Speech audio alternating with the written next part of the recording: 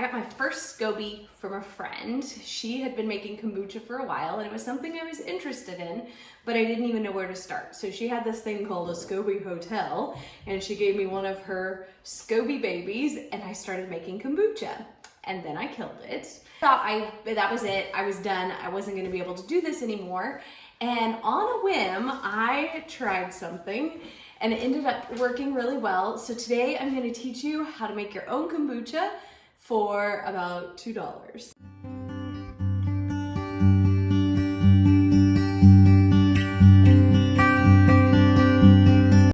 The first thing you're gonna do is make a gallon of tea.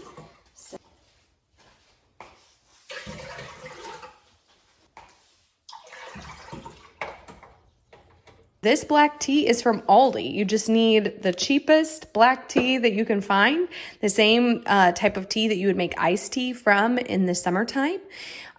So you can use black tea or plain green tea. And over here we've got our pot of water going. It's about to boil, and as soon as it boils, I am gonna put several tea bags in. Okay, some of the tea bags have wrapper things on and I have to prep them. But these just have the little tags. I'm just gonna prep them here, get them all counted up while I'm waiting for this water to boil. It says 5 per 4 cups, and I did 4 of those. So I'm gonna do, it said 3 to 5. I'm gonna do 15 bags, I think. You can buy the big tea bags that has like equivalent of 4 little tea bags in it. That's my favorite thing to do. But like I said, we just got Aldi cheap black tea this time, and so it'll still work great. I just try to paper off because the less paper, the less baggy tasting. I don't know, maybe it doesn't even work that way. All right, let's see, how many we got here? Should be counting as I go, but I can't talk and count. 1, 2, 3, 4, 5, 6, 7, 8, 9, 10, 11, 12, 13, 14, 15. Let's do a couple more for good measure. 16, 17. All right.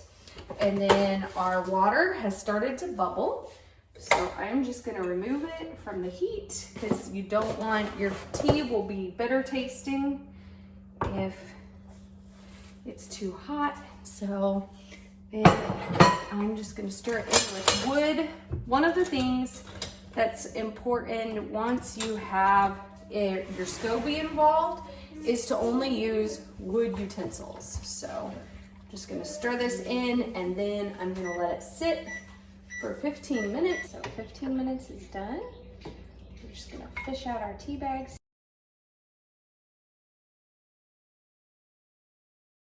You do is add your sugar so it fully dissolves. So thankfully mine is still warm enough. It should do it. You're gonna do 1 cup of sugar. I know it seems like a lot of sugar, but sugar is what your Scoby eats. And so if you don't put enough sugar in, then it won't give you the same type of fizz or fermentation. So do not short yourself your sugar. Okay, so now you've made your tea, and I use one of these big jars. It had this kind of top on it, but I'll just cover it with a clean cloth. And the last ingredient that I use is just a plain kombucha.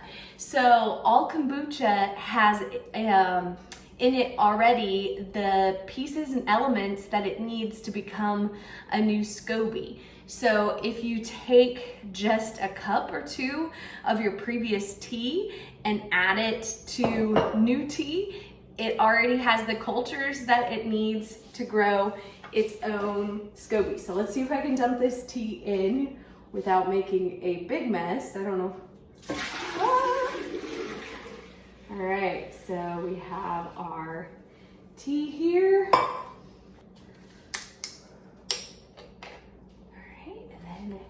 Dump it in, the whole thing, and in a couple weeks we'll have a new Scoby.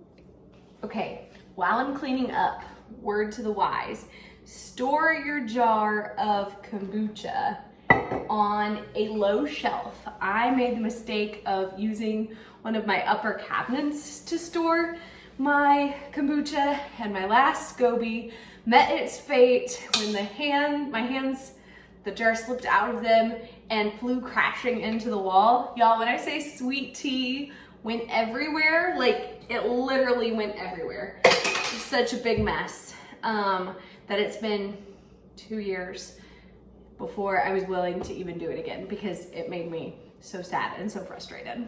Okay, so I'm just gonna take a cloth and put a rubber band over it. Then it needs to be stored in a nice dark place. So I'm gonna keep it over here in this cupboard, and that's it.